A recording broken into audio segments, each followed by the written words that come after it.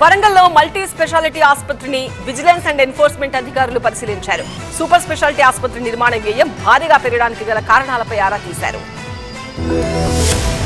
వరంగల్లో ప్రతిష్టాత్మకంగా నిర్మిస్తున్న Telangana institute of medical sciences TIMS ఆసుపత్రిని విజిలెన్స్ ఎన్ఫోర్స్మెంట్ అధికారులు పరిశీలించారు. 24 అంతస్తుల్లో నిర్మిస్తున్న ఈ ఆసుపత్రికి గణనీయంగా వ్యయం పెంచడంపై విచారణ ప్రారంభించారు.